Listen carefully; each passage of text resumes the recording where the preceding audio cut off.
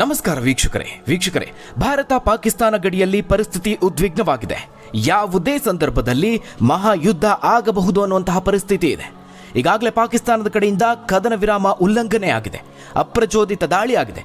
ಅಂದರೆ ಪಾಕ್ ಸೇನೆ ಕಡೆಯಿಂದ ಮೊದಲ ಗುಂಡು ಹಾರಿ ಬಂದಿದೆ.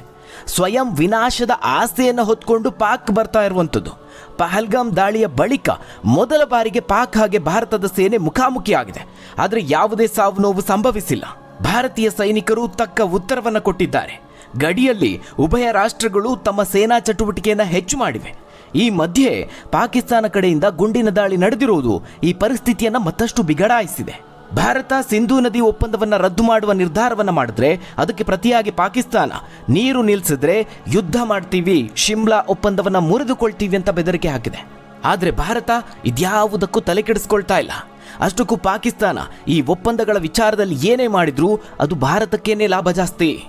ಇನ್ನು ಪಾಕಿಸ್ತಾನಕ್ಕೆ ನುಗ್ಗೋದಕ್ಕೆ ಭಾರತೀಯ ಯೋಧರು ಸಕಲ ಸನ್ನದ್ಧರಾಗಿ ನಿಂತಿದ್ದಾರೆ.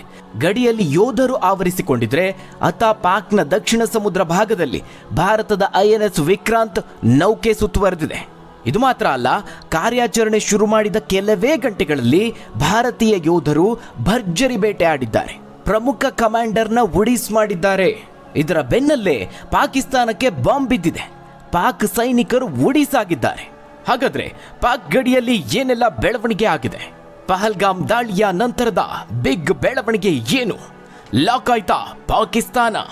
10 ಪಾಕ್ ಸೈನಿಕರ ಕತೆ ಮುಗಿಸಿದ್ದು ಯಾರು ಗೊತ್ತಾ? ಭಾರತೀಯ ಯೋಧರು ಭರ್ಜರಿ ಬೇಟೆಯಾಡಿದ್ದು ಹೇಗೆ? ಬೆದರಿಕೆ ಹಾಕಿ ಬೆಪ್ಪಾಯ್ತಾ ಪಾಪಿ ಪಾಕಿಸ್ತಾನ? ಆ ಬಗ್ಗೆ ಒಂದು ವರದಿ ಇದೆ, ನೋಡೋಣ. ವೀಕ್ಷಕರೇ, ಭಾರತೀಯ ಯೋಧರು ತಮ್ಮ ರಹಸ್ಯ ಕಾರ್ಯಾಚರಣೆಗಳನ್ನು ಆರಂಭಿಸಿದ್ದಾರೆ. ಪಹಲ್ಗಾಮ್ ಘಟನೆಗೆ ಕಾರಣರಾದವರನ್ನ ಬೆನ್ನತ್ತೋದಕ್ಕೆ ಆರಂಭಿಸಿದ್ದಾರೆ.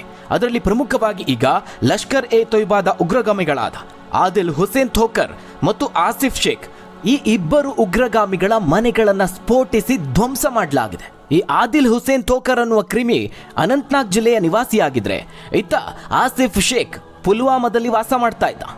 ಈ ಇಬ್ಬರು ಕೂಡ LET ಸಂಘಟನೆಯ ಸದಸ್ಯರಾಗಿದ್ದಾರೆ. ದಾಳಿಯ ಪ್ರಮುಖ ಉಗ್ರರನ್ನ ಬೆನ್ನತ್ತೋದಕ್ಕೆ ಭಾರತೀಯ ಸೇನೆ ಉಗ್ರರ ವಿರುದ್ಧವಾಗಿ ಕಾರ್ಯಾಚರಣೆಯನ್ನು ಚುರುಕುಗೊಳಿಸಿದೆ.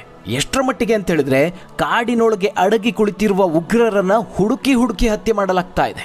ಈ ವಿಚಾರದಲ್ಲಿ ನಮ್ಮ ಸೇನೆಗೆ ಬಂಡೀಪೋರದಲ್ಲಿ ನಡೆಸ್ತಾ ಇದ್ದಂತಹ ಕಾರ್ಯಾಚರಣೆಯಲ್ಲಿ ಒಂದು ಭರ್ಜರಿ ಯಶಸ್ಸು ಸಿಕ್ಕಿದೆ. ಲಷ್ಕರ್ ಎ ತೊಯ್ಬಾದ ಪ್ರಮುಖ ಕಮಾಂಡರ್ಗೆ ಫೈನಲ್ ಟಿಕೆಟ್ ಕೊಟ್ಟಿದ್ದಾರೆ.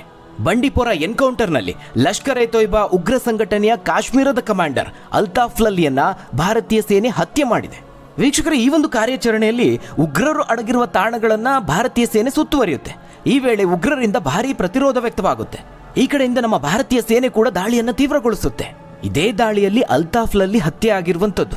ಆ ಮೂಲಕ ಮತ್ತೊಂದು ಮುಖ್ಯ ತಲೆಯನ್ನ ಭಾರತೀಯ ಸೇನೆ ಉಡೀಸ್ ಮಾಡಿದೆ. ಈ ನಡುವೆ ಪಾಕಿಸ್ತಾನಕ್ಕೆ ಒಂದು ಬಿಗ್ ಬಾಂಬ್ ಬಿದ್ದಿದೆ. ಇದು ಮತ್ತೊಂದು ಇಂಟ್ರೆಸ್ಟಿಂಗ್ ಸಂಗತಿ.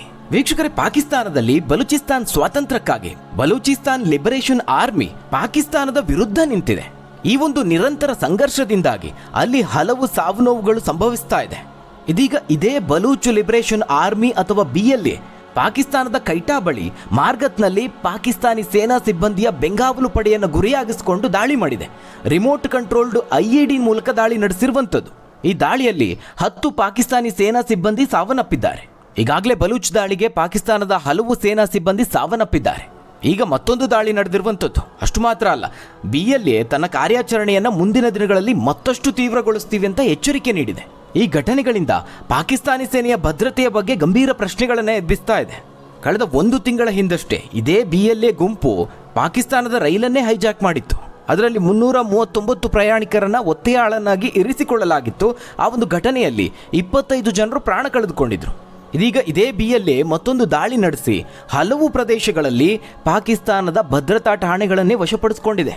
ನೋಡಿ, ಒಂದ್ ಕಡೆ ಪಹಲ್ಗಾಮ್ ದಾಳಿ ಹಿನ್ನೆಲೆ ಭಾರತದ ಪ್ರತಿಕಾರದ ಜ್ವಾಲೆಯ ಭಯ ಒಂದ್ ಕಡೆ ಇದೆ ಪಾಕಿಸ್ತಾನಕ್ಕೆ, ಮತ್ತೊಂದು ಕಡೆ ಈ ಬಲೂಚಿಸ್ತಾನದ ಕಡೆಯಿಂದ ಆಗ್ತಾ ಇರುವಂತಹ ದಾಳಿ. ಪಾಕ್ನ ಸ್ಥಿತಿ ಈಗ ಇಕ್ಕಳದಲ್ಲಿ ಸಿಕ್ಕಂತಾಗಿದೆ. ವೀಕ್ಷಕರ, ಈ ಎಲ್ಲ ಬೆಳವಣಿಗೆಯ ನಡುವೆನೆ ಪಾಕಿಸ್ತಾನ ಜಗತ್ತಿನ ಮುಂದೆ ಬೆತ್ತಲಾಗಿದೆ. ತನ್ನ ತಪ್ಪುಗಳನ್ನು ಒಪ್ಕೊಂಡಿದೆ. ಸ್ವತಃ ಪಾಕಿಸ್ತಾನದ ರಕ್ಷಣಾ ಸಚಿವ ಭಯೋತ್ಪಾದನೆಗೆ ಹಣಕಾಸು ನೆರವು ನೀಡ್ತಿರೋ ಬಗ್ಗೆ ಅಂತಾರಾಷ್ಟ್ರೀಯ ಮಾಧ್ಯಮಗಳ ಮುಂದೆ ಒಪ್ಕೊಂಡಿದ್ದಾರೆ. ಬ್ರಿಟಿಷ್ ಮಾಧ್ಯಮವೊಂದಕ್ಕೆ ಸಂದರ್ಶನ ನೀಡುತ್ತಿದ್ದಂತಹ ಸಂದರ್ಭದಲ್ಲಿ ಪಾಕಿಸ್ತಾನದ ಗೃಹ ಸಚಿವ ಖ್ವಾಜಾ ಆಸಿಫ್ UK, ಅಮೆರಿಕ ಹಾಗೆ ಪಶ್ಚಿಮದ ರಾಷ್ಟ್ರಗಳಿಗಾಗಿ ಇಂತಹ ಡರ್ಟಿ ಕೆಲಸವನ್ನ ಮಾಡ್ತಿದ್ವಿ ಅಂತ ಒಪ್ಕೊಂಡಿದ್ದಾರೆ. ನಿರಂತರವಾಗಿ ಕಾಶ್ಮೀರದಲ್ಲಿ ನಡೀತಿರುವಂತಹ ಉಗ್ರ ಚಟುವಟಿಕೆಗೆ ಪಾಕಿಸ್ತಾನ ಬೆನ್ನೆಲುಬಾಗಿ ನಿಲ್ತಾ ಬಂದಿದೆ. ಭಾರತ ಈ ಬಗ್ಗೆ ಆರೋಪ ಮಾಡಿದಾಗೆಲ್ಲ ನಾವಲ್ಲ ಅಂತ ಹೇಳ್ತಾ ಇದ್ರು. ಇಲ್ಲಿವರೆಗೂ ಪಾಕಿಸ್ತಾನ ರಂಗೋಲಿ ಕೆಳಗೆ ತೂರುವಂತಹ ಪ್ರಯತ್ನವನ್ನು ಮಾಡ್ತಾ ಇತ್ತು. ಈಗ ಗೃಹ ಸಚಿವರೇ ನೀಡಿದಂತಹ ಹೇಳಿಕೆ ಜಗತ್ತಿನ ಮುಂದೆ ಬೆತ್ತಲಾಗುವಂತೆ ಮಾಡಿದೆ. ಆದರೆ ವೀಕ್ಷಕರು, ಈ ಬಾರಿ ಮಾತ್ರ ಭಾರತ ಸರಿಯಾದ ಪೆಟ್ಟನ್ನು ಕೊಟ್ಟಿದೆ ಅಂತ ಹೇಳ್ಬೋದು. ಅದ್ರ ಜೊತೆಗೆ ಇಡೀ ಜಾಗತಿಕವಾಗಿ ಭಾರತಕ್ಕೆ ಒಂದು ಭಾರಿ ಬೆಂಬಲ ವ್ಯಕ್ತವಾಗ್ತಾ ಇದೆ. ಇದು ಕೂಡ ನಮಗೆ ಭಾರಿ ಪ್ಲಸ್ ಪಾಯಿಂಟ್ ಅಂತ ಹೇಳ್ಬೋದು. ಪಾಕ್ ಗಡಿಯಲ್ಲಿ ಯಾವುದೇ ಸಂದರ್ಭದಲ್ಲಿ ಯುದ್ಧ ಆಗಬಹುದು ಅನ್ನುವಂತಹ ಪರಿಸ್ಥಿತಿ ಇದ್ರೂ ಕೂಡ ಭಯಪಡುವಂತಹ ಅಗತ್ಯ ಇಲ್ಲ.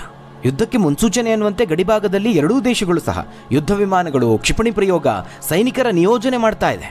ಇದೇ ಸಂದರ್ಭದಲ್ಲಿ ಭಾರತದ ಮಿತ್ರ ರಾಷ್ಟ್ರಗಳು ಭಾರತದ ಬೆನ್ನಿಗೆ ನಿಂತಿವೆ. ವೀಕ್ಷಕರು, ಈಗಾಗಲೇ ಭಾರತ ಅರಬ್ಬಿ ಸಮುದ್ರ ಗಡಿಯಲ್ಲಿ ತನ್ನ ನೌಕಾ ಸೇನೆಯ INS ವಿಕ್ರಾಂತ್ ಯುದ್ಧ ನೌಕೆಯನ್ನು ತಂದು ನಿಲ್ಲಿಸಿದೆ. ಈ ಬೆಳವಣಿಗೆನೇ ಎಲ್ಲರ ಕುತೂಹಲಕ್ಕೆ ಕಾರಣ ಆಗಿರುವಂಥದ್ದು. ಇದರ ಜೊತೆಗೆ ಈ ಬಾರಿ ಭಾರತ ಏಕಾಂಗಿ ಅಲ್ಲ ಅನ್ನೋದನ್ನ ತನ್ನ ಮಿತ್ರ ರಾಷ್ಟ್ರಗಳ ಅಧ್ಯಕ್ಷರುಗಳು ಸಾರಿ ಹೇಳ್ತಿದ್ದಾರೆ. ವೀಕ್ಷಕರು, ಇದಕ್ಕೆ ಮುಖ್ಯ ಕಾರಣ ಅಂತ ಹೇಳಿದ್ರೆ ಇಡೀ ಜಾಗತಿಕವಾಗಿ ಪಾಕಿಸ್ತಾನವನ್ನ ಒಂದು ಭಯೋತ್ಪಾದಕ ರಾಷ್ಟ್ರ ಅಂತ ಘೋಷಣೆ ಮಾಡಬೇಕು ಅನ್ನೋಂತಹ ಒತ್ತಡ ತೀವ್ರವಾಗ್ತಾ ಇದೆ. ಪ್ರಬಲ ರಾಷ್ಟ್ರಗಳ ಮಧ್ಯೆ ಎಷ್ಟೇ ಜಿದ್ದಾಜಿದ್ದಿ ಇರಬಹುದು, ಆದರೆ ಭಯೋತ್ಪಾದನೆಯನ್ನ ಯಾವುದೇ ರಾಷ್ಟ್ರ ಸಹಿಸೋದಿಲ್ಲ. ಭಾರತದ ಮೇಲಿನ ಈ ದಾಳಿಯನ್ನ ಬಹುತೇಕ ಎಲ್ಲಾ ರಾಷ್ಟ್ರಗಳು ಖಂಡಿಸಿವೆ. ಹೀಗಾಗಿ ಒಂದು ವೇಳೆ ಯುದ್ಧ ಆದರೂ ಕೂಡ ಭಾರತಕ್ಕೆ ಒಂದು ದೊಡ್ಡ ಪ್ರಮಾಣದಲ್ಲಿ ಬೆಂಬಲ ವ್ಯಕ್ತವಾಗುತ್ತೆ ಅಂತ ಹೇಳ್ಬೋದು. ಇತ್ತೀಚೆಗೆ ಪ್ಯಾಲೆಸ್ತೀನ್ ಅಧ್ಯಕ್ಷರು ಕೂಡ ಭಾರತಕ್ಕೆ ಬೆಂಬಲಿಸೋದಾಗಿ ಹೇಳಿದ್ದಾರೆ. ಇನ್ನು ಅಗತ್ಯ ಬಿದ್ದರೆ ಭಾರತದ ಜೊತೆಗೆ ನಾವಿದ್ದೇವೆ ಅಂತ ಇಸ್ರೇಲ್ ಕೂಡ ಹೇಳಿದೆ. ಹೀಗೆ ಪ್ಯಾಲೆಸ್ತೀನ್ ಅಧ್ಯಕ್ಷ ಮಹಮ್ಮದ್ ಅಬ್ಬಾಸ್, ಫ್ರೆಂಚ್ ಅಧ್ಯಕ್ಷ ಮ್ಯಾಕ್ರಾನ್, ಇಸ್ರೇಲ್ ಪ್ರಧಾನಿ ಬೆಂಜಮಿನ್ ನೆತನ್ಯಾಹು, ಅಮೆರಿಕ ಅಧ್ಯಕ್ಷ ಡೊನಾಲ್ಡ್ ಟ್ರಂಪ್, ರಷ್ಯಾ ಅಧ್ಯಕ್ಷ ಪುಟಿನ್, ಈಜಿಪ್ಟ್ನ ಅಧ್ಯಕ್ಷ ಅಬ್ದೆಲ್ ಫತಾಫ್, ಈ ರೀತಿಯಾಗಿ ಪ್ರಬಲ ರಾಷ್ಟ್ರಗಳ ಹಲವು ನಾಯಕರು ಭಾರತಕ್ಕೆ ಬೆಂಬಲವನ್ನು ಸೂಚಿಸಿರುವಂಥದ್ದು. ಇದರಲ್ಲಿ ಪುಟಿನ್ ಈಗ ಮತ್ತೊಂದು ಬಿಗ್ ಮೆಸೇಜ್ ಅನ್ನು ರವಾನೆ ಮಾಡಿದ್ದಾರೆ. ಭಯೋತ್ಪಾದನೆ ವಿರುದ್ಧದ ಹೋರಾಟದಲ್ಲಿ ಭಾರತಕ್ಕೆ ನಮ್ಮ ಬೆಂಬಲ ಇದೆ ಅಂತ ಪುನರುಚ್ಚರಿಸಿದ್ದಾರೆ. ಈ ಕ್ರೂರ ಅಪರಾಧವನ್ನು ಸಮರ್ಥಿಸಿಕೊಳ್ಳೋದಕ್ಕೆ ಸಾಧ್ಯನೇ ಇಲ್ಲ. ಈ ಕೃತ್ಯ ಎಸಗಿದವರಿಗೆ ಅರ್ಹವಾದಂತಹ ಶಿಕ್ಷೆ ಆಗಲೇಬೇಕು ಅಂತ ಪುಟಿನ್ ಹೇಳಿದ್ದಾರೆ. ಇಷ್ಟು ಮಾತ್ರ ಅಲ್ಲ, ಪಾಕಿಸ್ತಾನದಲ್ಲಿರುವ ರಷ್ಯಾದ ರಾಯಭಾರ ಕಚೇರಿ ಕೂಡ ರಷ್ಯನ್ ನಾಗರಿಕರು ಪಾಕಿಸ್ತಾನಕ್ಕೆ ಬರದಂತೆ ನೋಡಿಕೊಳ್ಳಬೇಕು ಅಂತ ತಿಳಿಸಿದ್ದಾರೆ. ಪಹಲ್ಗಾಮ್ ದಾಳಿಯ ಬೆನ್ನಲ್ಲೇ ರಷ್ಯಾ ತೆಗೆದುಕೊಂಡಿರುವ ನಿರ್ಧಾರ ಇದು. ಈ ಎಲ್ಲಾ ಬೆಳವಣಿಗೆಗಳು ಭಾರತಕ್ಕೆ ಮತ್ತಷ್ಟು ಬಲ ತುಂಬಿದೆ. ಒಟ್ಟಾರೆಯಾಗಿ ಪಾಕ್ ತನ್ನ ವಿನಾಶವನ್ನ ತಾನೇ ಆಹ್ವಾನಿಸಿಕೊಂಡಂತಾಗಿದೆ. ಹಾಗಾದ್ರೆ ವೀಕ್ಷಕರೇ, ಈ ಬಗ್ಗೆ ನೀವೇನಂತೀರಾ? ಪಾಕಿಸ್ತಾನದ ವಿರುದ್ಧ ಭಾರತ ಯುದ್ಧ ಘೋಷಣೆ ಮಾಡಬೇಕಾ? ಒಂದು ವೇಳೆ ಯುದ್ಧ ಆದರೆ ಪಾಕಿಸ್ತಾನದ ಪರಿಸ್ಥಿತಿ ಏನಾಗಬಹುದು? ತಪ್ಪದೆ ನಿಮ್ಮ ಅನಿಸಿಕೆ, ಅಭಿಪ್ರಾಯವನ್ನ ಕಮೆಂಟ್ ಮೂಲಕವಾಗಿ ತಿಳಿಸಿ. ಧನ್ಯವಾದಗಳು ವೀಕ್ಷಕರೇ.